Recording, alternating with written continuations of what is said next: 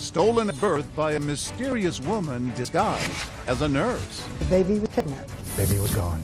Then, suddenly, 14 months later, he's found. Or is he? This is my life, and this is my only shot at solving these mysteries. Barbara Walters with a 50-year-old case that suddenly turned red hot. This couldn't be an easy case, could it, Barbara? A grown man's obsession with finding out if he's the real baby Paul.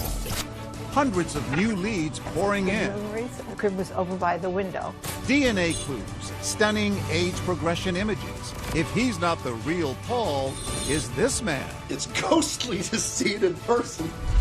And finally, the shocker that changes everything. Do you know who stole this baby? Yes, my mother. Is there finally an answer? Who was really stolen at birth? Welcome to 2020 on ID. I'm John Quinones. It was a story that made sensational headlines. A day-old baby snatched from the maternity ward. His parents overwhelmed. Reporters outside their home. A letter from the Pope. And police and FBI agents searching for their lost son.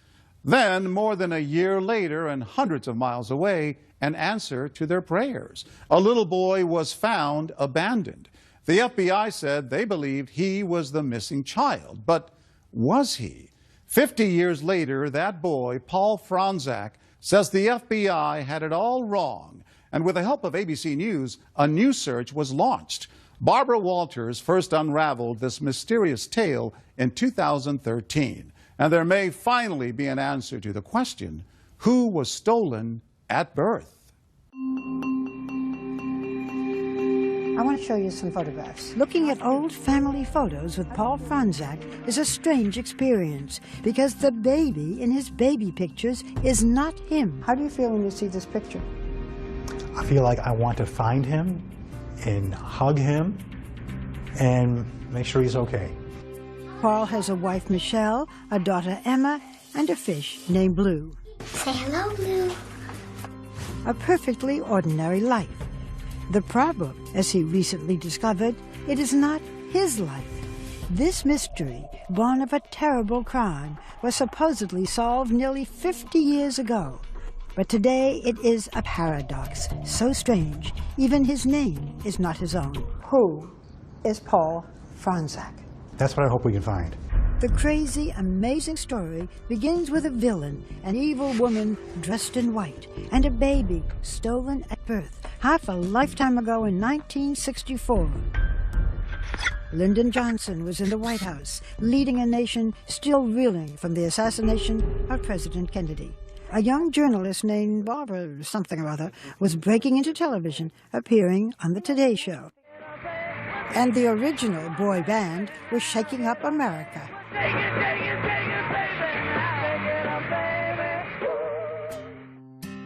In Chicago, Chester and Dora Fronczak, married 2 years, living in an apartment in his parents' home, were starting a family.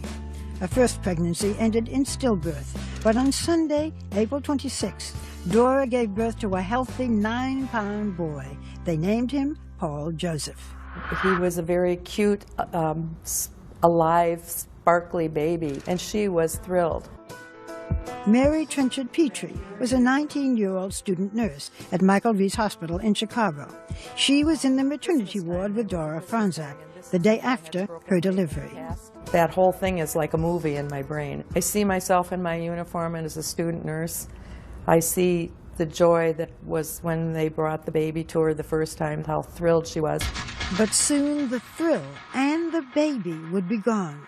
It was the last time Dora Fronczak would hold her son.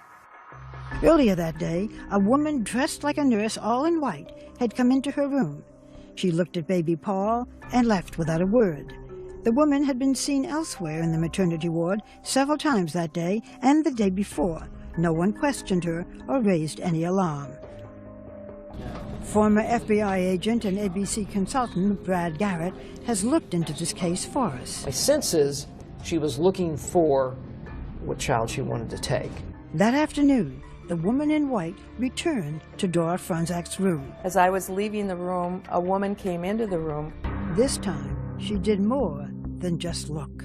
And did Mrs. Franzak give her her baby? The woman said to her, the doctor wants to see your baby. And she said, oh, okay, and handed the baby to her. The fake nurse was able to whisk Paul Franzak out of the maternity ward, down several flights of stairs, and out of the hospital. Apparently she got in a cab and took off. Easy. Easy, very easy. Just like that, Paul Franzak, less than 2 days old, was stolen from his mother's arms and vanished. The baby was kidnapped. Baby was gone. Mary Trenchard says 45 minutes passed before the baby was missed. They said, do you have the Franzak baby? And I said, no. And she said, well, then the baby's gone. I was like, gone where? You know, and she said, you go back to Mrs. Franzak's room and stay with her.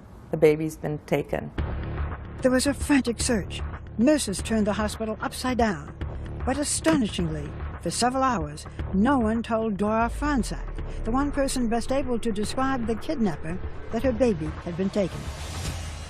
Your heart must have been in your mouth. It was awful. Finally, authorities came empty-handed to the maternity ward to deliver their stunning news. And they told her, Mrs. Franzak, your baby's been taken. Is there anything you'd like to add, Mr. Franzak?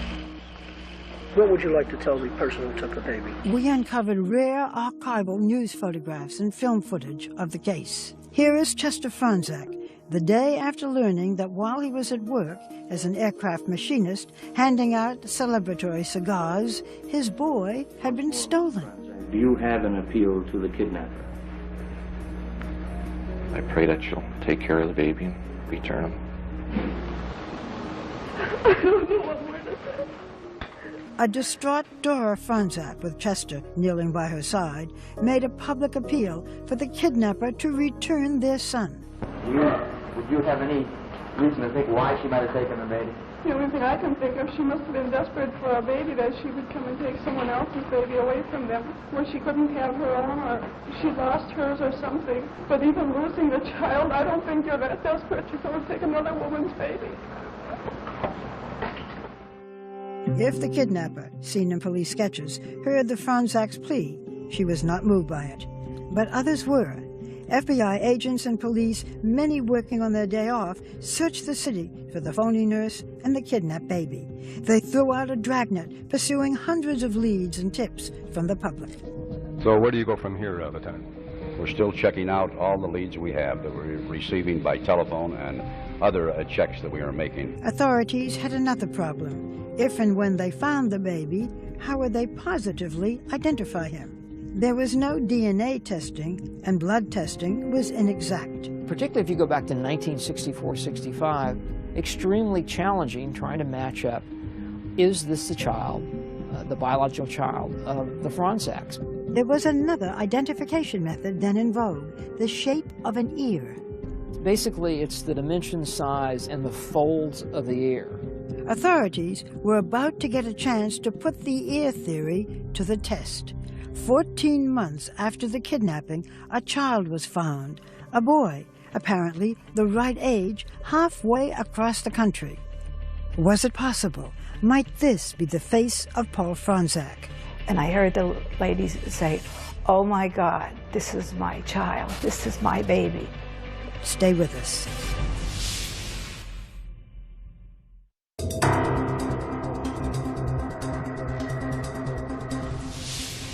It was the biggest kidnapping since the Lindbergh baby.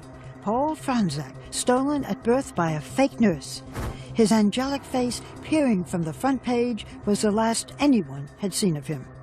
Left behind were an empty crib and 2 broken hearts. A year passed, and then one day their phone rang. 800 miles away in Newark, New Jersey, a boy had been found. The FBI contacted my parents and said, "We think we found your son." So my parents had to drive to New Jersey. And they said, "This is our baby. This is Paul. We recognize him." Yes.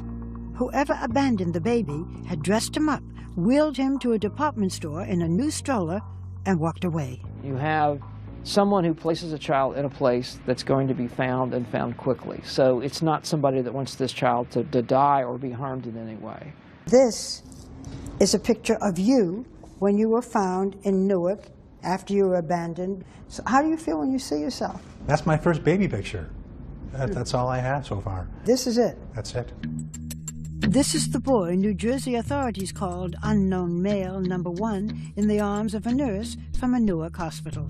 Somebody wheels a stroller, puts you here, walks away. It never looks back. And never looks back. It's crazy. We return to Newark, New Jersey with Paul Franczak, back to the very place where someone left him sitting in a stroller 48 years before. Is it emotional for you to be here? It is. I feel eerie. I feel anxious. I feel excited. I feel sad. All those things. Paul Franczak, back on a New Jersey street, a crossroad in his life. So I wish these walls could talk. You know, maybe we could learn something. I don't know. It's just, I can't believe that this actually happened. I can't believe it's my life. New Jersey authorities temporarily placed the abandoned boy with an unidentified family. That period was a mystery until Janet Ingrassia came forward.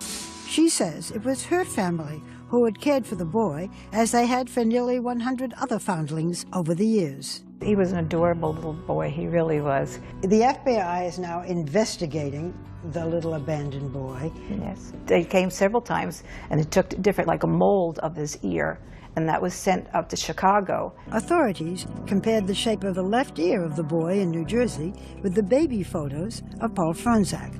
One day, Janet's family was summoned to a meeting. They were told to bring the boy. He was led to a room where Dora and Chester Franczak were waiting. And I heard the ladies say, "Oh my God, this is my child, this is my baby." And everybody's such an, oh my God, the woman found her baby and this baby found his mother.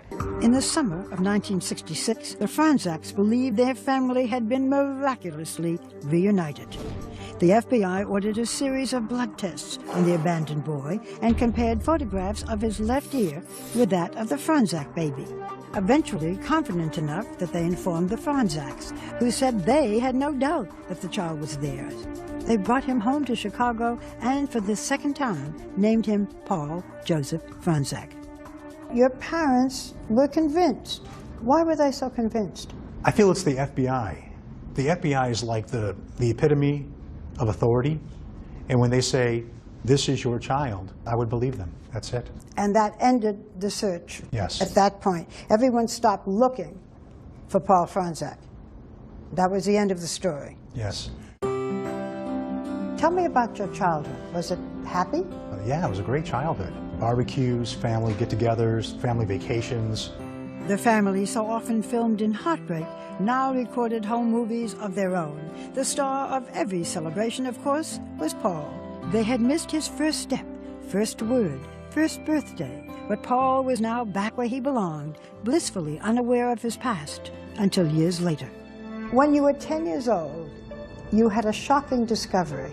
Tell me about it. I was looking for Christmas presents and snooping around the house, and I found all these boxes. And it turned out it was a box of clippings and a bunch of cards and letters all about a kidnapping. Did you ask your parents about it? I did. I asked them, you know, what is this? And they said, well, you were kidnapped. We found you. Just like that, you were kidnapped, we found you? And that's all that matters. You're our son, we love you. How did your parents explain what happened to you? They really didn't talk about it. It was something that we really didn't bring up in the house. It was a very touchy subject. Did you ever feel that there was anything out of the ordinary when you were growing up? Well, I did notice that I didn't resemble anybody in my family. You had a brother. Correct. Yeah. And he looked like your parents. Exactly like my dad, 100%. And you didn't at all? Not at all. When he grew up, Paul pursued a career as an actor. Told you we were nice. We're really nice. His resemblance to George Clooney got him work as a stand-in in Ocean's 11 movies. Ready, steady, go! Today, Paul works for a college in Nevada, where he lives with his wife, Michelle, and their daughter, Emma. Good job. Again, Daddy! Do you remember how you felt when Paul said, "I'm not really sure who I am"? The first time he told me, I thought he was joking. I thought he was just kidding around, but then once I realized it was true and I saw the newspaper clippings, I felt very sad for his parents and sad for him. How do you think it has shaped him? I think as a 10-year-old boy, when he first saw those newspaper clippings, not realizing who he was, I'm sure that that has somehow shaped him and that's done something to him over the years. It's just sad.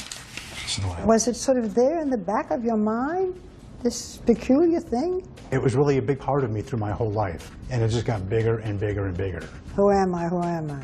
Yeah. Then Paul happened to see a DNA test kit for sale at a local drugstore. At last, an easy answer to the question that had followed him all his life.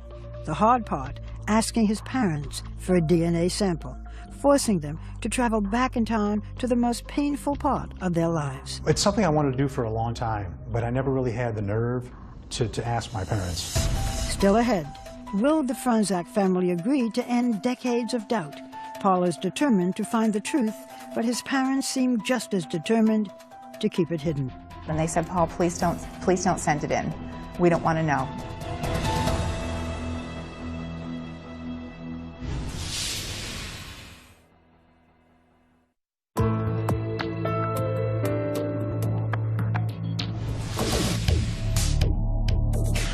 From his home in Las Vegas, a city defined by luck and loss, Paul Franzak took the biggest gamble of his life. After decades of wondering, of suspecting that he might not be the baby stolen from his mother's arms, he asked his parents for samples of their DNA. I think I got him off guard a little bit, because I mentioned to my mom, did you ever really wonder if I was really your child? She said, yeah, we thought about it.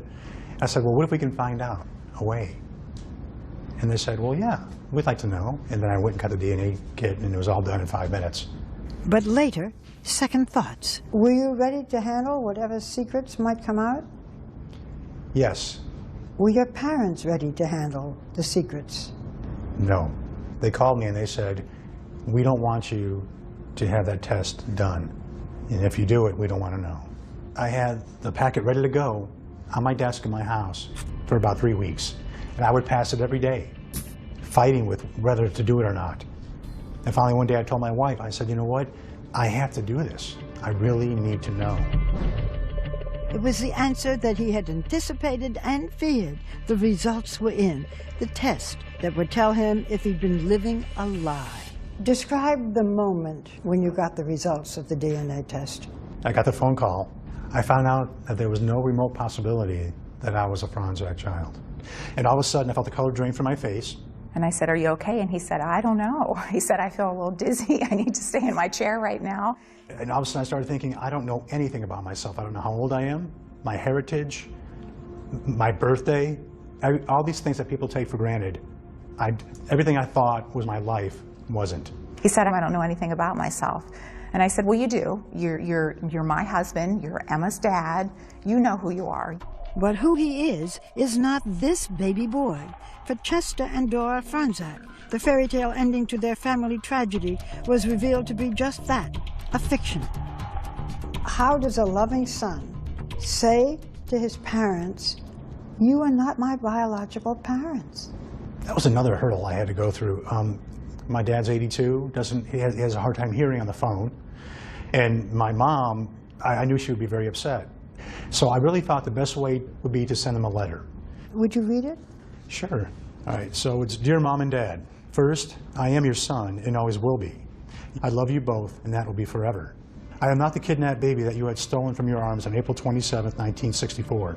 This means that the real Paul Joseph Franzak may still be out there, alive, not knowing who he is. I know this is hard for you, but this is also about me at this point. What was the reaction of your parents? My dad called me, and he called me a name that he never has called me before in my life. How'd you feel?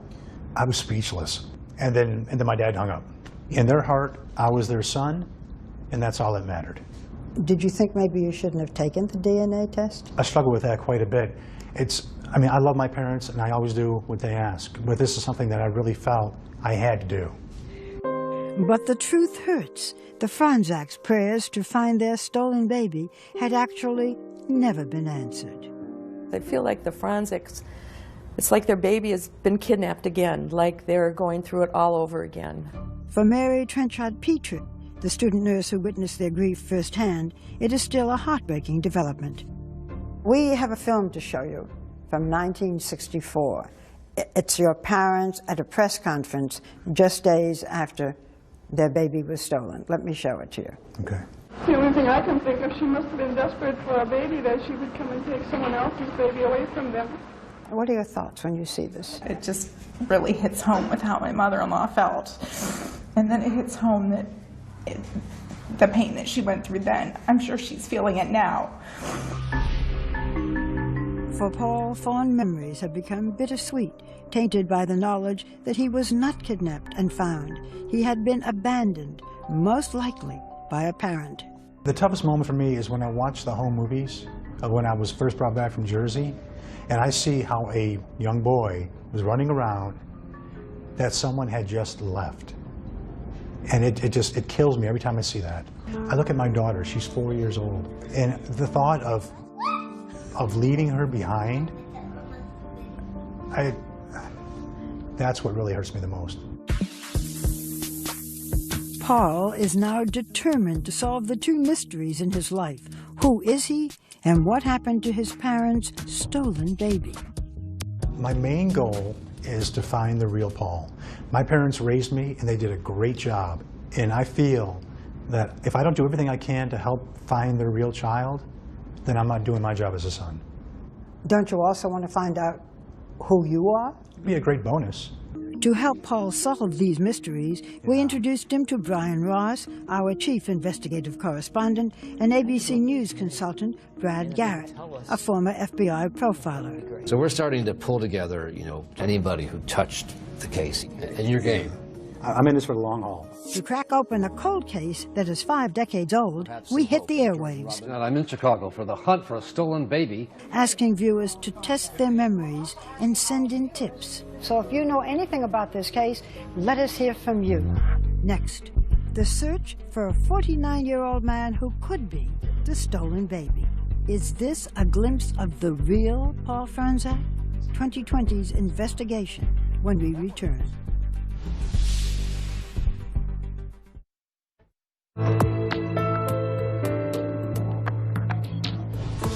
For decades, Paul Franzak had harbored doubts about whether he was really the baby stolen from a Chicago maternity ward some 50 years ago. And DNA tests had finally proved he was not the real baby Paul. But if not him, then who is? And who are Paul's true birth parents? ABC News chief investigative correspondent Brian Ross stepped in to help him find out. When we arrived in Chicago, the case was as cold as could be in a city notorious for its Lake Michigan wind chill. The hospital on the south side where Paul Franzak was stolen has been shuttered, its records long gone.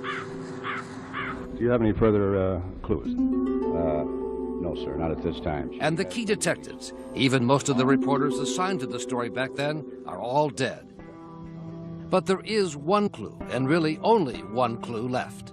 This hospital photograph, taken the morning the baby was stolen, at a day and a half old.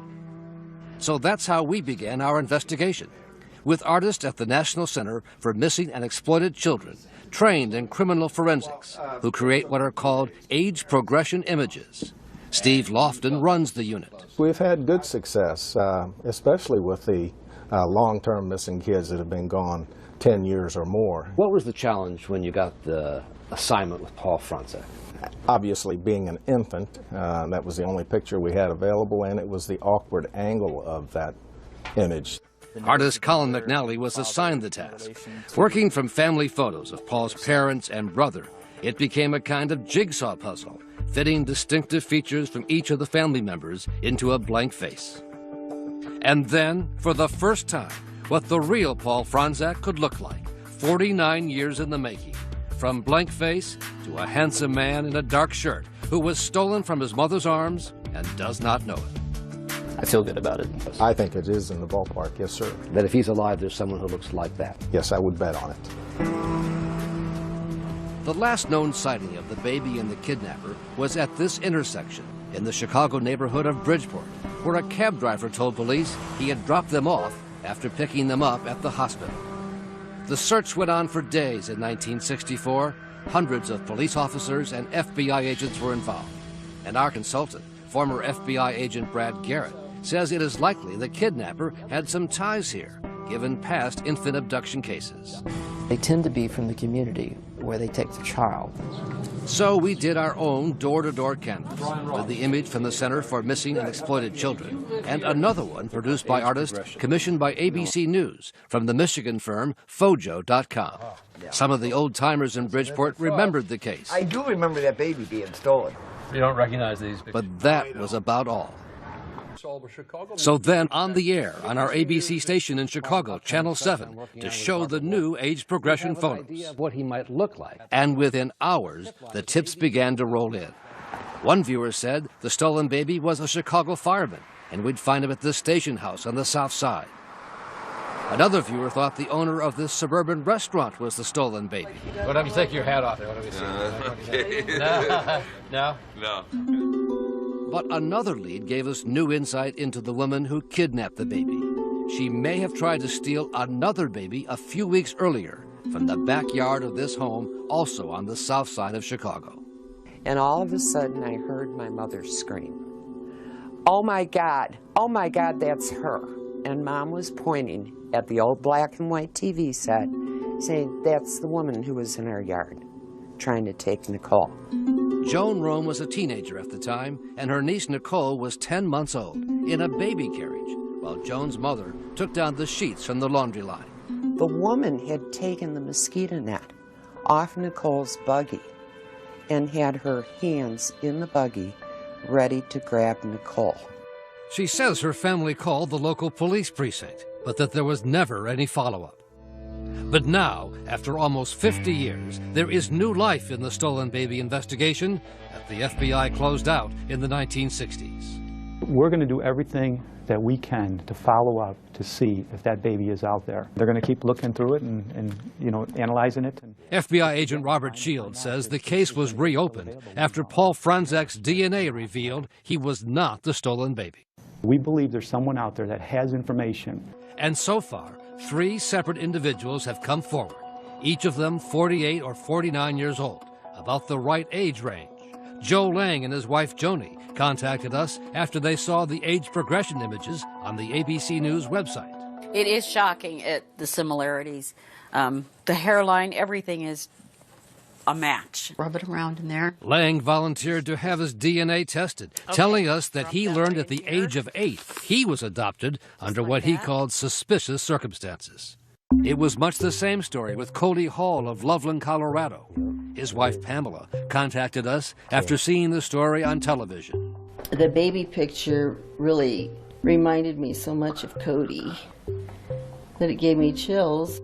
Hall said he wanted to take a DNA test because he never knew his birth parents and was told he was just found somewhere by a relative. She just said she found me, but I don't know how that was done. And then there is David Fisher, who lives outside Fresno, California. I do believe there's a chance that I am the stolen baby. As he provided us with his DNA sample, he told us how his wife and children saw the ABC News stories. And when they saw the picture pop up, they said, Dad, that looks like you. And when his family added facial hair to the age progression images, there was a distinct resemblance. I was totally shocked when I saw the resemblance. If I had no mustache, it would be me. Despite the similarities, none of those 3 was a match for the missing baby. Then Paul Franzak visited Barbara Walters on The View to cast an even wider net for our search. So tell us what your quest is. The main quest is to find what happened to Paul. Because a tragic thing happened to my mom. Paul Franzak, the real baby who was kidnapped. And a viewer thought she knew the solution to this 5 decades-long mystery. A friend of hers in Dallas by the name of Sam Miller. There she sees this picture come up on TV, and she called me. She goes, you're going to think I'm out of my mind. This is the picture? Yes. It's ghostly to see it in person that large. Yeah. Not only does Miller look a lot like one of the age progression images we had produced, but look at the baby pictures. It looks like me, and it looks like my son. Miller, a 49-year-old Microsoft executive, is the right age to be the stolen baby. Grew up in a suburb outside of Chicago and did not learn he was adopted until doctors told him his kidney disease had taken a serious turn for the worse. He called a cousin for information about the family's medical history. I'm end-stage renal disease and I need a kidney. She started the sentence with, "What kidney disease? You mean you don't know you're adopted?" So for Miller and his wife and 2 children, the prospect of finding his real family could be a matter of life and death. So here I am, and hope that I'm able to find a kidney, find my family, and go on with my life, because I'm kind of near the end. Miller was eager to provide swabs with his DNA sample to be tested and made contact with the FBI. This must be quite an emotional moment for you. I look like that guy, and I have no idea where I came from. And then, as Miller was showing me pictures from the family album, Corinne Mosak, my mother, the phone rang in the kitchen. It was the call he had been waiting for. This is Sam. The phone call that would resolve it all. From the government office in Chicago that had his original adoption papers, which 2020 helped to get unsealed.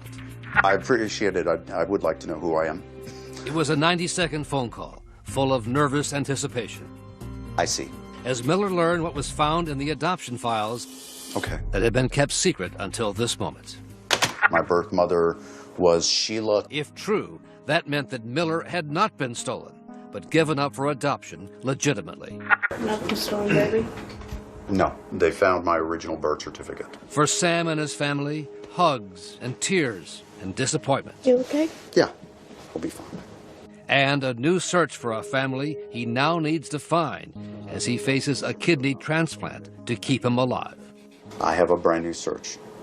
For us, it was back to Chicago and the discovery on the 2020 tip line of what, amazingly, would turn out to be an even more intriguing lead about who the kidnapper might be.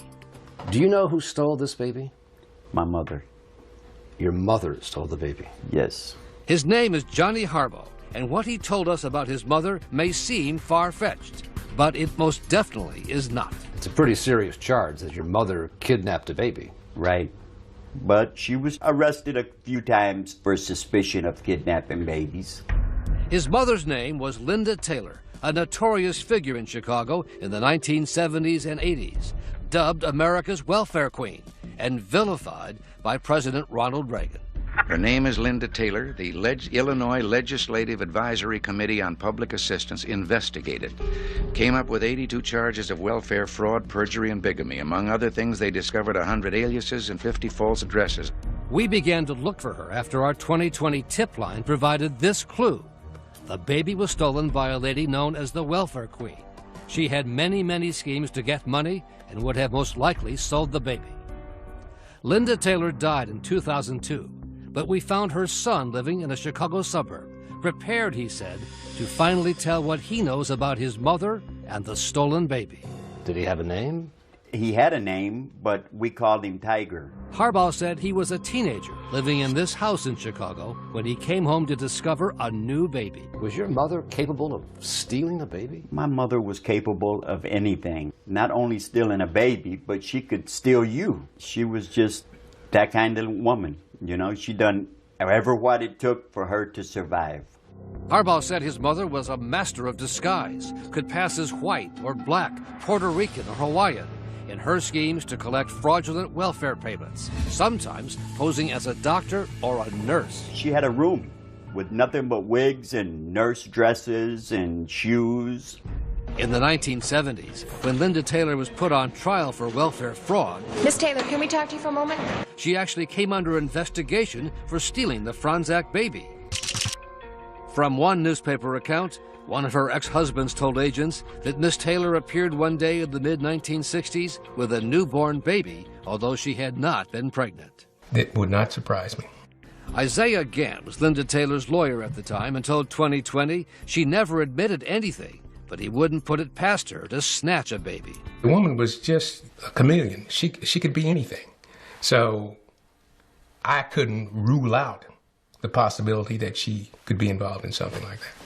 Her son Johnny says he came home from school one day and the baby was gone, taken, he believes, by one of his mother's boyfriends to Tennessee. But you're sure about this? I'm positive.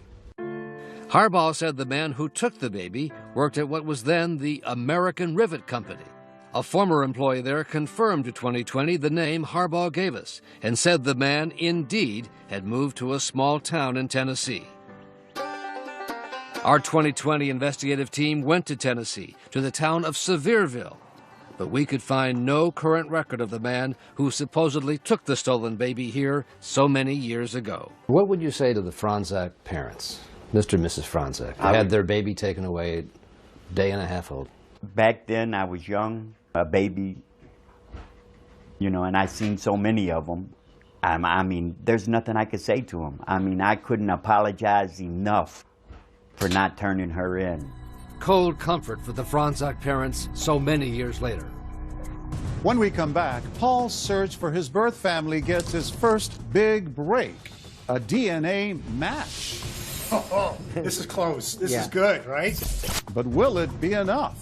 This couldn't be an easy case. Stay with us.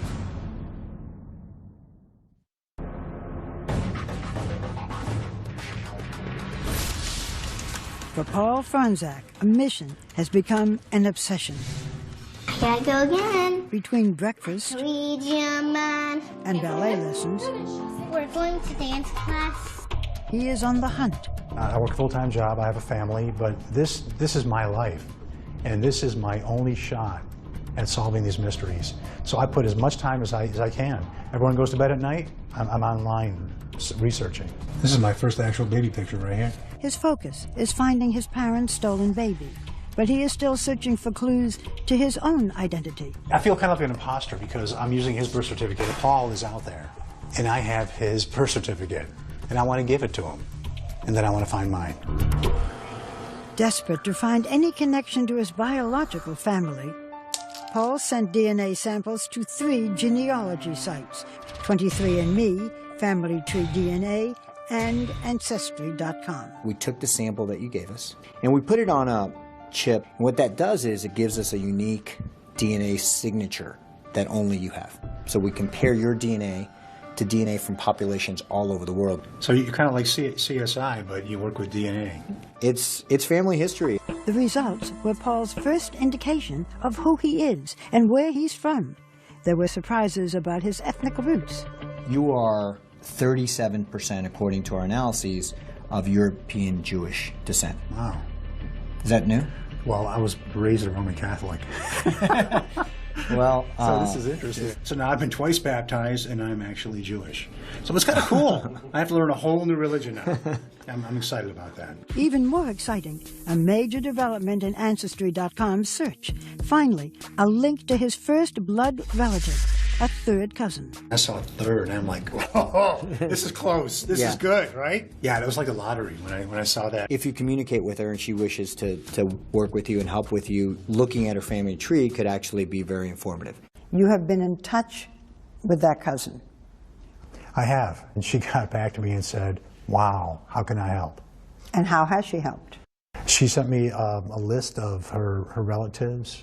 I believe that once we actually have that family tree, we can start looking for where my DNA overlaps with their family. If any of her relatives lived in or near New Jersey, where Paul was abandoned, they could be the key to unlocking the mystery of who he is. But we have to kind of work on that path. To see if anybody really does know who you are or what happened. Right. But then another step, make that a leap closer. Paul got another match on Ancestry.com, this time a possible second cousin. Finding a second cousin match is substantially better than finding a third cousin match. For Cece Moore, a genetic genealogist helping Paul with his case, it was a eureka moment. I was extremely excited. I thought we might be able to have a very quick resolution to this case. That cousin's name, Alan Fish, a 57-year-old from New York. A second cousin could unlock the mystery. Alan and Paul's parents could be first cousins, their grandparents siblings. But there is one ironic obstacle. Turns out Alan was himself adopted, so just like Paul, he was searching for his biological parents. To find that his closest match turns out to be adopted was just unbelievable, incredibly disappointing. This couldn't be an easy case, could it, Barbara? No, exactly. A setback, and then a tragedy. Days before Alan would see court records revealing details about his birth mother, he died of a sudden blood clot. Alan's children and widow Randy are determined to carry on Alan's search and to help Paul with his. Nice to meet you. It's nice to meet you. We know this must be very difficult. Yes. In this very sensitive time, you still came in to meet Paul and help him on his journey. Why did you want to do this? All 4 kids at the same time said they want to honor Alan's memory and finish this. He was so excited to meet you. You know, to have this happen, my father passing away just days before he meets him, it's just surreal. I can't believe it. Was your husband very curious about Paul? Yes. What did he want to know? He wants to know everything about him. This is amazing, and thank you for continuing this, because it's going to be an interesting journey. Yes. The next step in that journey, tracking down Alan's birth mother.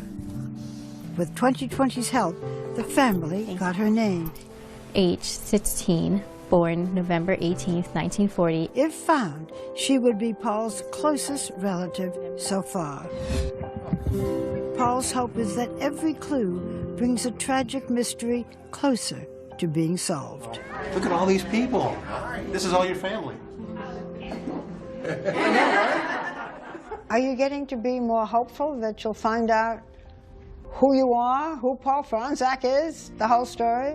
If it's possible to be more hopeful, because I'm really a hopeful guy. Yeah. And I still think we're going to solve both these mysteries. Wouldn't that be great? Yes. It's going to happen. With the help of Cece Moore and her team, Paul Franzak did eventually learn the name he was born with and the identity of his birth parents, both of whom are now deceased. He also learned he has a twin sister, but as of 2016, her whereabouts are unknown.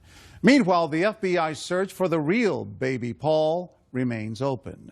And as for Sam Miller, who looked so much like the age progression drawings, he was able to find a donor and received a kidney transplant.